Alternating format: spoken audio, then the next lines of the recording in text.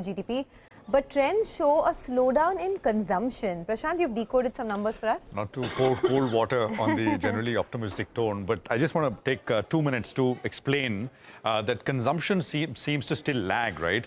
So GDP numbers are strong, but it's no thanks to consumption. Now, consumption is about 56-57% of the GDP, and it's one part which is just not firing. It's all investment. And, you know, this is the number which shows you that. Third quarter GDP data, investment growth is 12.2%. That's gross fixed capital formation. And consumption growth is 3.5%. So this is just this latest number that we got last evening. So what we've done is we've looked at total retail sales growth. So I've picked up data from a report from Spark Capital and the Retailers Association of India. And, you know, what we're doing is looking at the festive season in 22, festive season in 23, and the last data which we have, which is for January 2024.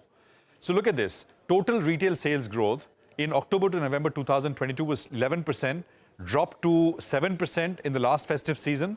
And in January, it's come down even more. The growth is only 5%. Now, let's actually get into some categories, right? Consumer durables and electronics. It's a steady decline. Actually, it's negative 1% in the month of January. October and November 22 was 18, and 23 was 9% or so. Look at apparel and clothing here. 12.5%, 6%, 2%. So steady decline once again. You look at footwear as a category. 21%, 10%, 4%. These are all very sharp declines as far as important categories are concerned. And pretty much all these categories have sort of listed listed companies which operate. Personal care, 7.5%, 9%, and now 6%. Last two festive seasons, and then the month of January. And of course, jewelry is the last sort of subcategory within retail, 18, 13, and 9. It's all going one way, which is actually lower. The other question is urban sort of discretionary spend also starting to slow down? It's not a new question in that sense, because QSR stocks, we all know, have been suffering. Demand's been a little weak, but you know, in the third quarter, Domino's Pizza, we saw the sharpest fall there in order volume since COVID began in 2020. United Spirits, I mean, and also, by the way, this is discretionary spend, right? Liquor volume was down 2%. This is the first drop that we've seen since 2020. And then Nykaa, which basically the number of orders grew 17%, which is slightly lower than 19%, the growth that we saw in the second quarter, in the prior quarter. So that's some data. Now, one obvious kind of culprit here is the weakness in the job market. Again, not something new. By the way, about a year ago, I put a similar kind of piece out. And we've been, I think, in a third year of a broad slowdown as far as the consumption space is concerned.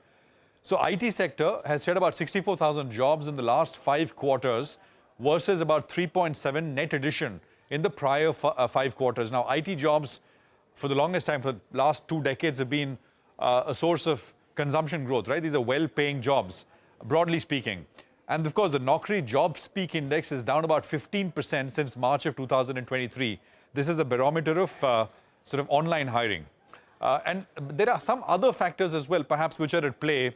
And I think managements have alluded to this. I remember we were speaking with Mr. TTK Jagannathan of TTK Prestige, and we asked him why some of his categories are not doing.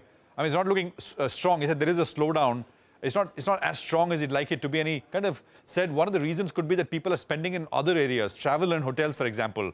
And that ties in. For example, in the third quarter GDP numbers that we got yesterday, one of the few categories which actually subcategories which did very well is tourism as a space. And of course, interest rates are higher. We are all waiting for interest rates to come off. But that is maybe one other reason. So consumption, important, more than half of the overall sort of GDP, still struggling. The hope is that it will also start to pick up, because what otherwise will happen is that the other part of the market, which is investment, infrastructure, etc., people are going to crowd in, not just in terms of investment opportunities, and that kind of takes valuations unreasonably higher. Rahul, any thoughts?